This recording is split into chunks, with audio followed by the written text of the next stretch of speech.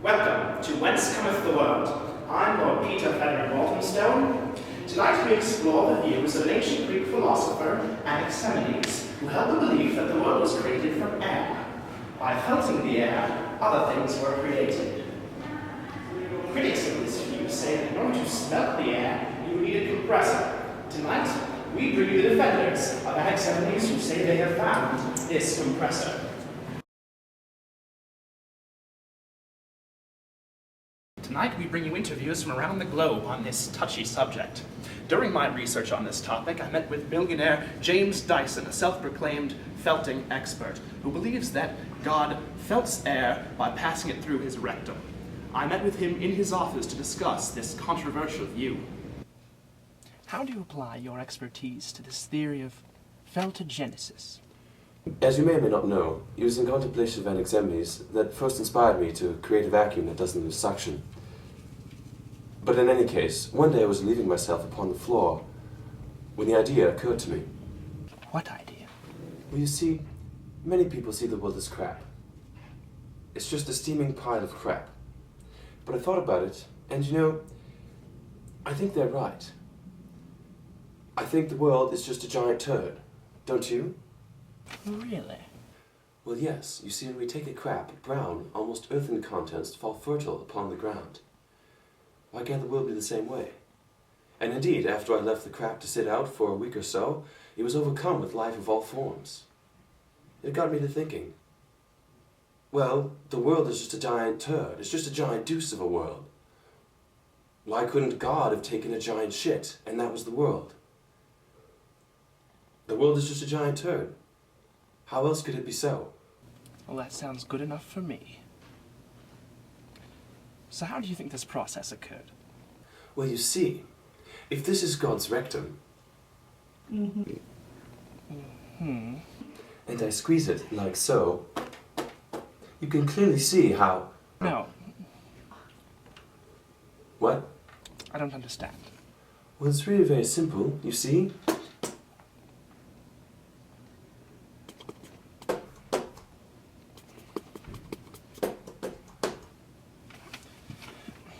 Well, here then, I'll show you.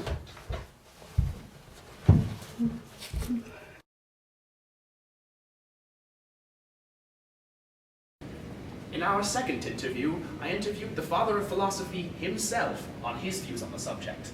So, Socrates, as the father of philosophy, how do you interpret where the world came from?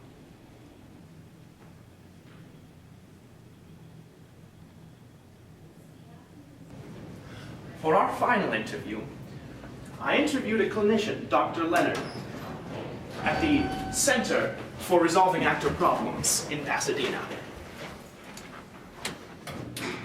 His belief is not only that Anaximenes was right, but that he's discovered a means for producing the pressure necessary for the felting process. Naturally, we require a demonstration. Thanks for sitting down with me at the library this evening, Dr. Leonard. Yes, of course. Let's get right to it. You believe you have found the source of Anaximenes' felting? I have. That's why Kiana is here. You see, after years of dealing with the cream of the crop who come to Pasadena for my help, I began looking into philosophy because life just didn't seem like living. Luckily, I found not only that, but an answer to one of the big questions: where does everything come from? Shortly after meeting Anaximenes, I was thinking about a disorder common to many of the actors we treat here, known as evaporation syndrome. Essentially, what happens to these actors, such as Kiana here, is that their brains literally evaporate into air after being in too much bad television or starring in movies where they're heroic figures, such as the one. Also, we have evidence that supports the word airhead literally comes from pre-mortem autopsies by ancient doctors on actors' bodies. Fascinating. And then I thought about how the most unintelligent actor could still talk and communicate to normal people. even if in drunken anti-Semitic remarks to police officers. They must be able to form coherent thought and dispel the air from their skull cavities. And then, after reading at examinees, I had the answer. So, if I may reiterate, you believe that these actors have the power to felt air into real form.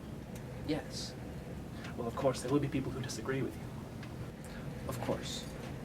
That is why I've prepared a demonstration for your viewers tonight.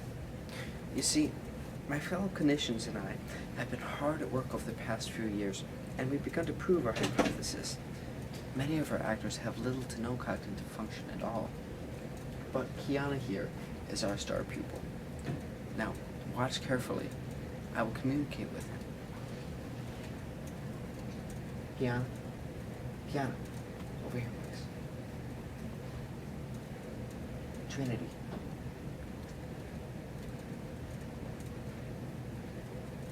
Is this truly feltogenesis in action? It seems only time will tell.